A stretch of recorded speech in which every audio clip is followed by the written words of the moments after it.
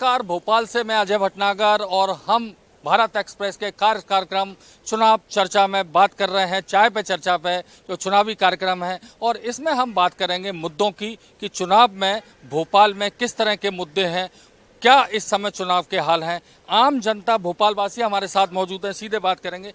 आप ये बताइए कि चुनाव में क्या खास मुद्दे हैं आपके लिए। चाल, चरित्र और चेहरा।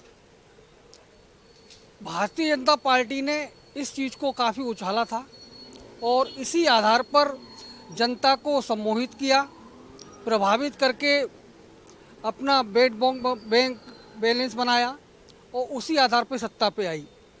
वर्तमान स्थिति में जब हम देखते हैं तो ये चाल, चरित्र, चेहरा वाली जो बात मैंने आपके सामने रखी वो पूरी तरह से ध्वस्त हो चुकी है। जनता ये समझ चुकी है कि भारतीय जनता पार्टी ने उसके संग छलावा किया है और भ्रमित करके सत्ता में काबिज हुई। हालात ये हैं आज के कि शक्ति और आतंक के बल पर इन्होंने जनता को इतना भयभीत कर रखा है कि जनता आज की स्थिति में भी अपनी जो मूलभूत समस्याएं उनको सामने रखने से भी कतराने लगी है, क्योंकि वो जानती है कि उसने जो मूलभूत मुद्दे हैं वो उठाए तो उनके खिलाफ इतने सारे मुकदमे कायम कर दिए जाएंगे कि वो कोर्ट के चक्कर लगाएगी, पुलिस के चक्कर लगाएगी। आपका कहना है कि जनता में डर का माहौल है? बिल्कुल है, और यही कारण है कि जनता इस बार बिल्कुल भी भारतीय जनता पार्टी को सत्ता में लाने के पक्ष में नहीं है। और जो मूलभूत मुद्दे होते हैं, महंगाई है, भ्रष्टाचार है, ये बहुत ही अधिक स्तर पर पहुंच चुका है और इस बारे में आम जनता इतनी पीड़ित है कि वो किसी भी रूप में नहीं चाहती कि भारतीय जनता पार्टी फिर से इस बार मध्य प्रदेश में सत्ता में आए। कुछ और लोगों से बात करेंगे। आप बताइए कि आपके लिए मुद्दे क्या हैं। भारतीय जनता पार्टी की सरकार है, लंबे समय से मध्य प्रदेश में भारतीय जनता पार्टी की सरकार है। विकास की बात करते हैं, तमाम सारी जनकल्याणकारी योजनाओं की बात करते हैं। आपके लिए मुद्दे क्या हैं? घोषणा ज़्यादा है, अमल तो किसी पे हुआ नहीं। भारतीय जनता पार्टी जो कह के सरकार में आई थी वो वादे उसने कभी पूरे नहीं किए, तो जनता अपना खुद मन बना चुकी है। यहाँ पर आज देखिए कि पीजी शर्मा जी यहाँ के प्रत्याशी हैं, वर्तमान में विधायक भी हैं, मंत्री भी रहे। उन्होंने अपने मंत्री काल में रहते हुए 1.5 साल में कई कार्य करे, जो ये 5 साल में अभी करेंटली जो नई सरकार बनी इन्होंने कुछ नहीं करा, सिर्फ वादे करना, घोषणा करना। तो जनता घोषणा से अब त्रस्त हो चुकी है।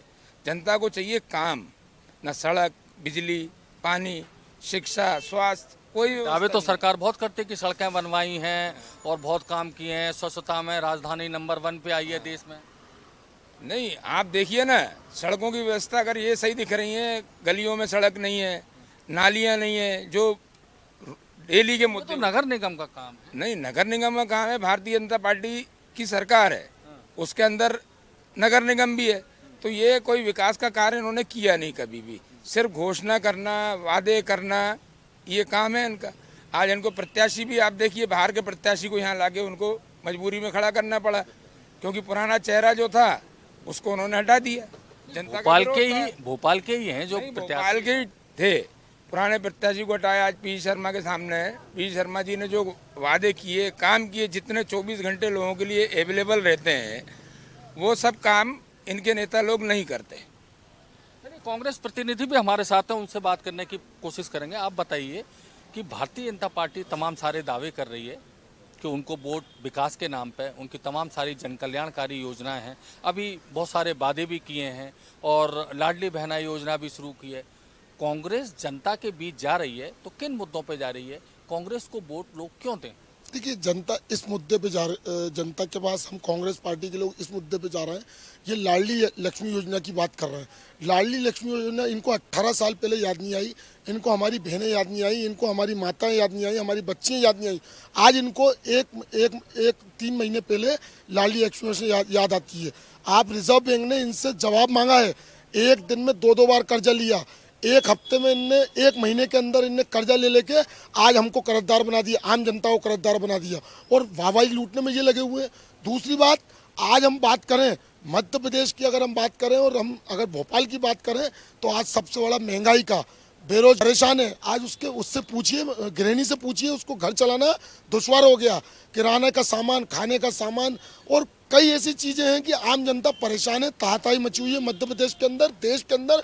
लेकिन आप अपनी क्या उपलब्धि बताएंगे? 15 महीने की आपकी सरकार रही, वो फेलियर बताते हैं कि 15 महीने की सरकार में लूट खसोट होती रही, वल्लभ भवन दलालों का अड्डा बन गया, तमाम सारे आरोप लगाते हैं। मगर आप जब वोट मांगेंगे तो आपके क्या वादे हैं? आप भी तो नारी सम्मान योजना में महिलाओं को 1500 रुपये देने के वादे कर रहे हैं, 500 रुपये सिलेंडर देने के वादे कर रहे हैं, तमाम सारे वादे आप भी कर रहे हैं। देखिए, अगर ये 15 महीने की सरकार की बात करें तो वल्लभ भवन अड्डा बना तो क्यों इनने सतपुड़ा में आग लगवा दी? सबसे पहली बात तो मैं इनसे, भारतीय जनता पार्टी की सरकार रही, वहां पर आप भीषण आग, आपको खुद मालूम है, चैनल को मालूम है, पूरे मध्य प्रदेश को मालूम है कि क्यों इनने वहां पर फाइलें जलवा दी।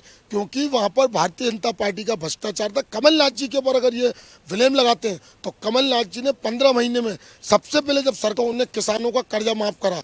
उसके बाद अब जो विजन लेके कमलनाथ जी जो विजन लेके आए हैं, 1500 रुपये हर महिला के अकाउंट में, 500 रुपये का सिलेंडर। इससे पहले हमारी सरकारें अन्य राज्यों में, जो बगल के राज्य भी, जो जहाँ कांग्रेस शासित राज्य है, वहाँ पे 500 रुपये का सिलेंडर और 1500 रुपये हमारा कम, वहाँ 2000 2500 महिला के अकाउंट में दिए जा रहे हैं। निश्चित तौर पे कमलनाथ जी अगर सरकार हम बनाएंगे, कांग्रेस अगर बनाएगी, तो ये जो वादे हम जो लेके जा रहे हैं आम जनता, ये वादे निश्चित तौर पे हम ये पूरे करेंगे। दर्शकों को हम बताना चाहेंगे, भोपाल में जिले में अगर देखें तो 7 विधानसभा सीटें हैं और शहर के आसपास की बात करें तो 6 विधानसभा सीटें भोपाल में हैं। हम जिस विधानसभा क्षेत्र में खड़े हैं ये दक्षिण पश्चिम विधानसभा क्षेत्र आता है। यहाँ पूर्व मंत्री जो कांग्रेस की कमलनाथ सरकार में रहे, पीसी शर्मा सामने हैं और भाजपा से भगवान दास सवनानी चेहरा बनाए गए हैं। इन दोनों के बीच मुकाबला है और ये जो दक्षिण पश्चिम विधानसभा है ये कहीं ना कहीं कर्मचारी बाहुल्य क्षेत्र माना जाता है। व्यापारी और कर्मचारी रहते हैं। कुछ कर्मचारी भी हमारे साथ मौजूद हैं। जितेंद्र जी, आप बताइए, कर्मचारियों की तरफ से इस सरकार के बारे में क्या राय है, क्या सोच? देखिए, कर्मचारियों के लिए तो ये सरकार ने सिर्फ ढिंढोरा पीटने का काम किया है। मेरा ये मानना है कि अभी तक जितने वेतन आयोग आए और जितने वेतन आयोगों ने अपनी रिकमेंड की, उस रिकमेंडेशन के 2-4 साल बाद उसकी रिकमेंडेशन पूरे हो जाते हैं। ये पहली बार ऐसा मध्य प्रदेश में हुआ है कि 7th पे कमीशन 1 जनवरी 2016 से लागू हुआ और 7th पे कमीशन के जो अन्य रिकमेंड थी, जैसे HRA, गृह भाड़ा भत्ता, ये हमें मिलना था। लेकिन पहली बार ऐसा हुआ है कि इस मध्य प्रदेश की सरकार ने हमारे प्रदेश के कर्मचारियों को HRA नहीं दिया।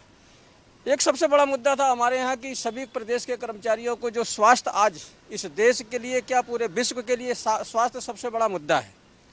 हम लगातार इस सरकार से मांग कर रहे थे कि हम सबके प्रदेश के कर्मचारियों का स्वास्थ्य बीमा करा दो। हम खुद प्रीमियम देने को तैयार थे। हमारा ये सोच था कि सरकार अगर कराती है तो जो प्रीमियम हमारा 30,000 रुपये अगर हम प्राइवेट कराते हैं तो पड़ता है, एक बल्क में अगर सभी कर्मचारियों को होता है तो उसमें सरकार का भी लाभ होता है और कर्मचारियों का भी लाभ होता है और सब हमारे कर्मचारी सिक्योर्ड होते। उसमें ये सरकार विफल रही। अगर कई कर्मचारियों के साथ पंचायतें की हैं, संविदा कर्मचारी, आउटसोर्स कर्मचारियों के साथ पंचायतें की और उनको आयुष्मान योजना में लाभ देने की बात की, उनको शामिल करने की बात की गई। देखिए, मैं इस बात का स्वागत करता हूं कि पंचायत सचिवों को, हमारे रोजगार सहायकों को आपने किया। एक हमारे ही भाई हैं वो, लेकिन एक बड़ा वर्ग है इस प्रदेश में। करीब रेगुलर कर्मचारियों का करीब 4.5 लाख कर्मचारी ऐसे हैं जो पूरे सिस्टम को चलाते हैं। तो बड़ा वर्ग है हमारे, उनको किया, मैं उसका स्वागत करता हूँ। लेकिन सरकार को 360 डिग्री देखना चाहिए। सरकार को एक कोण में काम नहीं करना चाहिए। इस प्रदेश का एक एक कर्मचारी सरकार के लिए काम करता है, इस मध्य प्रदेश का वासी है, उसका हक बनता है।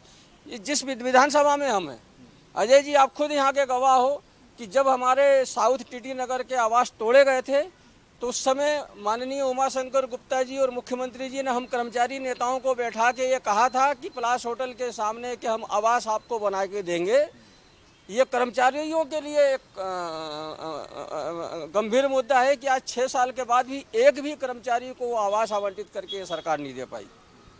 तो ऐसे कुछ गंभीर मुद्दे हैं जो हमारा कर्मचारी जो है विचलित है। ये दक्षिण पश्चिम का ही कर्मचारी विचलित नहीं है, पूरे प्रदेश का कर्मचारी विचलित है कि जिस प्रकार से सरकार ने इस बार हमको ठगने का काम किया है।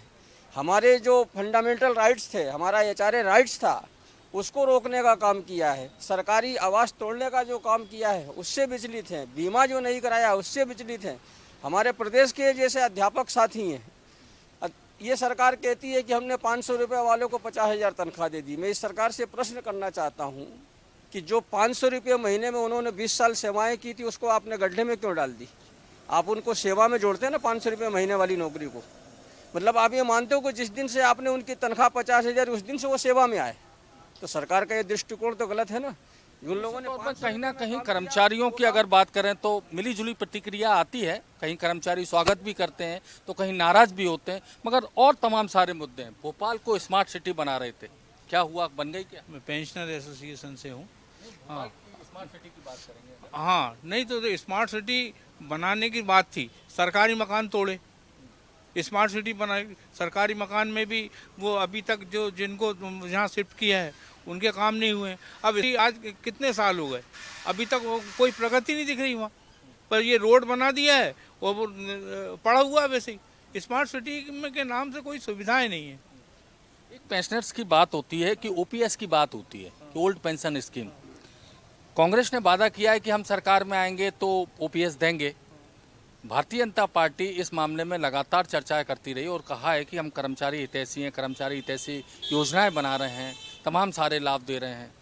आप लोग किस नज़र से देखते हैं भारतीय जनता पार्टी और कांग्रेस? देखिए, अभी कांग्रेस ने घोषणा पत्र में लिया है न्यू पेंशन स्कीम का कि हम इनको पुरानी पेंशन जो मिलती है उनको लाएंगे उसमें। दूसरे राज्यों ने भी किया है, लेकिन इनके घोषणा से कुछ नहीं होता है जब तक भारत सरकार में लोकसभा में प्रस्ताव पारित नहीं होगा। क्योंकि अटल बिहारी वाजपेयी जी के समय जब मुख्यमंत्री थे 2004 में, प्रधानमंत्री थे, तब ये लाया गया था। अब ये प्रस्ताव पूरे प्रदेश के जो राज्य हैं वो भारत सरकार को भेजे और भारत सरकार से अनुमोदन होके फिर ये राज्य सरकार कर सकता है। अब घोषणा लेने से अब राजस्थान ने कर दिया, हिमाचल ने कर दिया, तो अभी दूसरे राज्य जो हैं वो तो पीछे हैं। और दूसरे जो अभी जो पेंशनर है हमारे, आज 4.5 लाख कर्मचारी हैं। इन्होंने, जितेंद्र भाई ने बताया, 5 लाख के आसपास आज पेंशनर लगातार बढ़ते जा रहे हैं और पेंशन होते जा रहे हैं। अब आज 4% केंद्र सरकार ने अपने पेंशनरों को बढ़ा दिया। हम पहले भी चुनाव हुए हैं, आचार संहिता में निर्वाचन आयोग से अनुमति लेके प्रदेश के कर्मचारियों को और पेंशनरों को महंगाई राहत मिली है। देखिए, निश्चित तौर पे मैं आपको बताना चाहूँगा दर्शकों को कि ये जो भोपाल है कर्मचारी बाहुल्य क्षेत्र है, चूँकि कैपिटल है, सारे डिपार्टमेंट्स के मुखिया यहाँ बैठते हैं, तमाम डायरेक्टरेट्स यहाँ पर हैं, तो पूरा कर्मचारी बाहुल्य क्षेत्र है। तो यहाँ कर्मचारियों के वेतन भत्ते और जो रिटायर्ड हो जाते हैं कर्मचारी, उनकी पेंशन सहित तमाम सारे ऐसे मुद्दे हैं जो डिसाइडिंग फैक्टर होते हैं भोपाल के चुनाव को लेकर। तमाम सारे मुद्दों के बीच आप बताइए कि आपके मुद्दे क्या हैं? मैं सतीश शर्मा, प्रदेश का कार्यकारी प्रांत अध्यक्ष शिक्षक कांग्रेस। शिक्षकों से संबंधित जितने भी कार्य हैं मध्य प्रदेश में हमेशा प्रयोग स्थली रही है। मध्य प्रदेश हर 5 साल बाद, 8 साल बाद किसी न किसी तरह के प्रयोग होते रहते हैं। हमारे शिक्षकों की अभी कुछ चयनित शिक्षक अभी भी पिछले हम बात करेंगे, एक अभी ब्रेक का समय हो गया है, ब्रेक के बाद फिर हम एक बार आपसे बात करेंगे।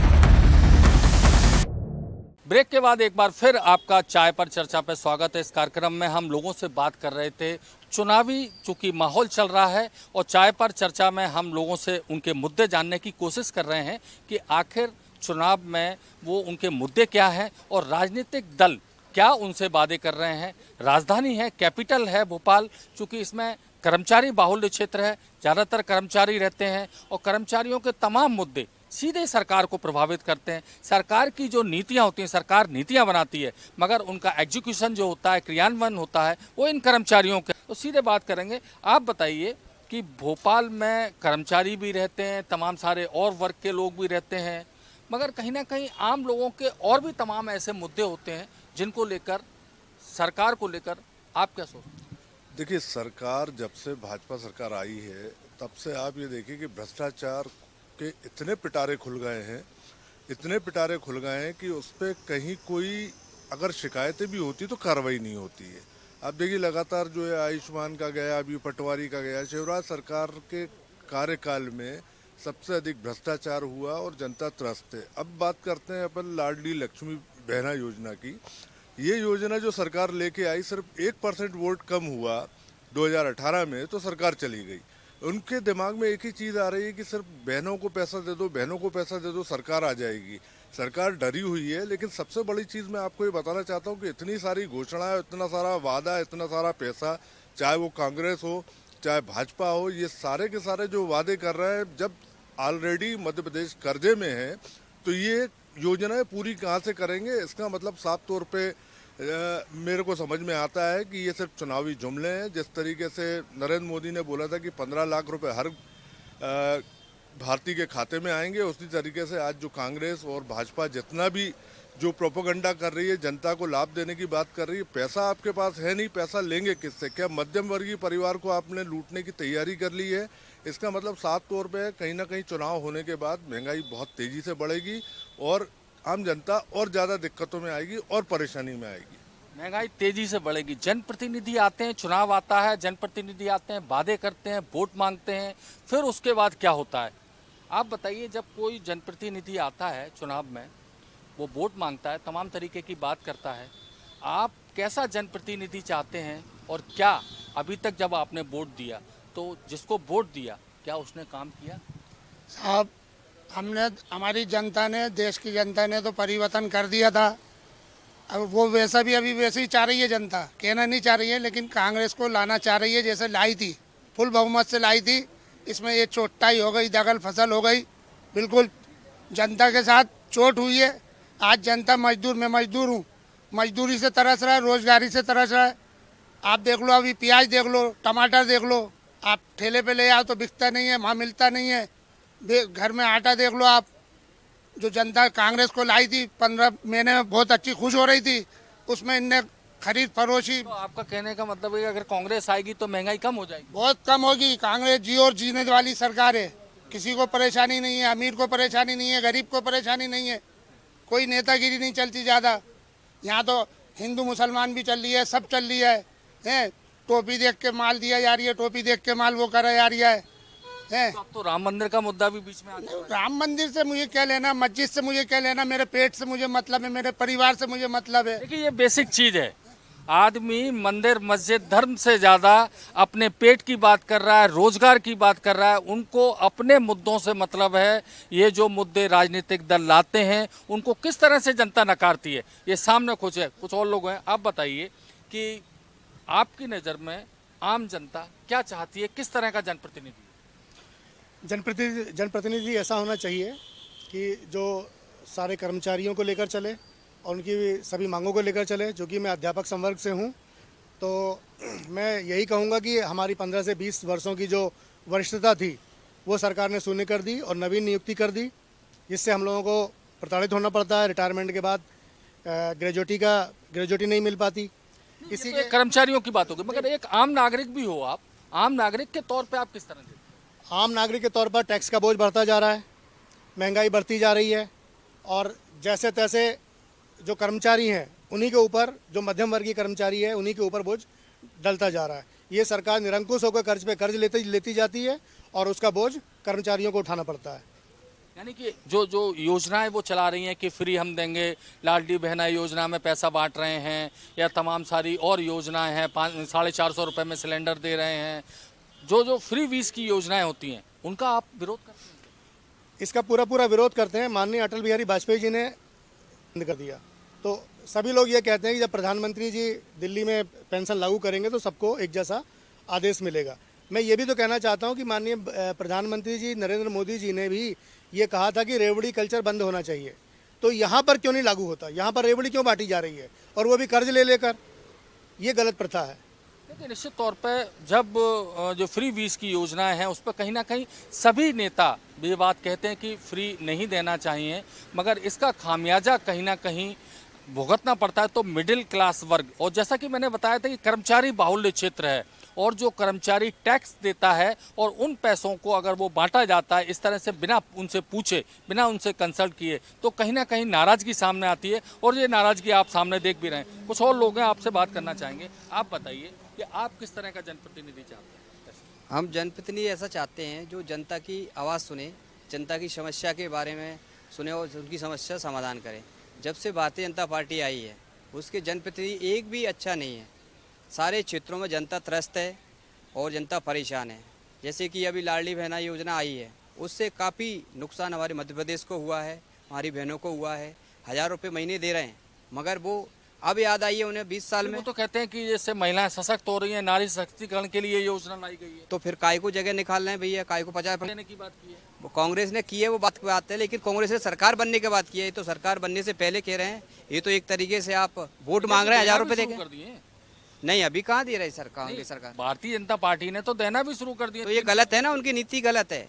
अब इसका चुनाव में उनको परिणाम मिलेगा। जो महिलाएं 1000 रुपये ले रही हैं लेकिन वोट उनको नहीं देंगी, ये गारंटी है। तो अभी जब आपने वोट दिया था, जिनको पिछली बार वोट दिया था या उससे पहले वोट दिया था, जिन जनप्रतिनिधि को आपने चुन के भेजा था, क्या उसने आपके काम किए? अभी तक नहीं किए, एक भी काम नहीं किए। जाओ तो सुनते नहीं हैं। पूरे मध्य प्रदेश के विधायकों की बता रहा हूँ, भारतीय जनता पार्टी के जितने भी विधायक हैं सिर्फ घोषणावीर हैं। उनसे बड़ी बड़ी बातें करा लो, भाषण दिलवा लो, काम पे नाम पर कुछ नहीं, सिर्फ मक्कारी हो रही है। तो कुछ और लोगों से भी बात करते हैं, हमारे साथ मौजूद हैं। आप बताइए कि आपके क्या मुद्दे हैं जो आप चाहोगे कि इन मुद्दों पे हम वोट करें? अब जनता के मुद्दे आम मुद्दे हैं। जनता जो मतलब निर्णय देगी वो सरकार बनेगी। आम मुद्दे तो यही हैं। आपके मुद्दे क्या हैं? अब ऐसा कोई बहुत बड़ा मुद्दा नहीं है। मतलब अब घोषणाएं सभी सरकारें करती हैं, सिक्के के दो पहलू होते हैं। इन्होंने लाडली लक्ष्मी बहना का पैसा देना स्टार्ट कर दिया तो कांग्रेस ने ही बोल दिया हम भी 1500 देंगे। वो अगर सिक्का पलट जाएगा तो वो भी सही हो जाएंगे। आज वो उसका विरोध कर रहे हैं, कल वो उसको अच्छा बोलने लगेंगे। तो ये तो सब राजनीति है साहब, अपने अपने पैसे सब चलते हैं। अब जो जनता देगी उसका सरकार बनेगी। अब इसमें क्या कहें। जब आप वोट देते हैं, जब वोट लेने आते हैं नेताजी और तमाम सारी बातें करते हैं, जब आपको काम पड़ता है, आप नेताजी के पास किसी चीज़ को या फरियाद लेके आम जनता जाती है, कितनी सुनवाई होती है? नहीं, हमारे इधर तो सुनवाई हुई साहब इस बार। मतलब इस 5 साल में हमें लगा कि हाँ विधायक हमारा सही है। हाँ, काम होते बिल्कुल बराबर। अब आप अभी फ़ोन कर दो, अभी आधा घंटे में विधायक जी आ जाएंगे यहाँ पे। मतलब इतना उनका है। 5 साल में लगा हमें कि यहाँ विधायक है, नहीं तो उससे पहले हमें मालूम ही नहीं था कि यहाँ कोई विधायक है। अगर सरकार आती है तो भी क्या सुनवाई होगी? 15 महीने में सरकार रही, मंत्री क्यों नहीं होगी भाई साहब? जब जो आदमी जब बिना उसके सुन रहा है तो सरकार आएगी तो क्यों नहीं सुनेगा? आप बताइए, आप कुछ कहना चाहेंगे? मैं बोल रहा हूँ जैसे बच्चों के लिए रोज़गार या कोई जितने इन्वेस्टमेंट भोपाल में कम आ रहा है, दूसरे जैसे आईटी का एस्टेब्लिशमेंट इंदौर में जैसे हैं बहुत सारे इन्वेस्टमेंट, यहाँ पे भी आना चाहिए बस। जैसे बाकी दूसरी राजनीति तरह से काम करती रहती है। बाकी जैसे इन्वेस्टमेंट्स हैं सब जगह गाँव में बराबर एक सिमेट्री करी हो, राजनीति नहीं हो उसमें, ताकि सभी बच्चों को रोज़गार मिले, सब अच्छे संपन्न हो जाए, बस यही का। तो निश्चित तौर पर रोजगार एक बड़ा मुद्दा है और जनता ये चाहती है, लोग ये चाहते हैं कि रोजगार के संसाधन बढ़ें, लोगों को रोजगार मिले, सरकार निवेश के लिए प्रयास करे, ज़्यादा से ज़्यादा निवेश आएगा, रोजगार मिलेगा, नौजवानों को रोजगार मिलेगा तो सभी का जीवन स्तर भी ऊंचा उठेगा। तमाम सारी सरकारी जो योजनाएं चल रही हैं, फ्री बांटने की योजनाएं हैं, उसमें भी मिली जुली प्रतिक्रिया आती है। सरकार के दावे अपने अलग हैं, राजनीतिक दलों के दावे अलग हैं, कर्मचारियों के या जो टैक्स पेयर हैं उनके अपने दावे अलग हैं। कुल मिला के अगर कहें तो कहीं ना कहीं जनता की मिली जुली प्रतिक्रिया है और एक एंटी इनकम्बेंसी होती है जो सरकार के खिलाफ, वो भी कहीं ना कहीं इस चुनाव में देखने को मिल रही है। कुल मिला के अगर देखें तो दोनों ही दल तमाम दावों के साथ आमने सामने हैं और अब जनता की बारी है कि जनता किसको सरकार में भेजे या किसकी सरकार बनाए। पर निश्चित तौर पर भोपाल में कांटे का मुकाबला है। जाहिर है कि ऐसे में जनता अभी अपने तमाम सारे मुद्दों को लेकर खामोश है, मगर जनता अंदर ही अंदर तैयारी कर चुकी है, कहीं ना कहीं मन बना चुकी है कि किसको सरकार में देना है, किसको सरकार बनाना है। ये सारी चीज़ें उनके मन में हैं और तमाम वो मन की बातें 17 नवंबर को सामने आएंगी। इस कार्यक्रम में इतना ही। अब हम आगे आपसे फिर मुलाकात करेंगे अगले कार्यक्रम में। जब तक आप देखते रहिए भारत एक्सप्रेस।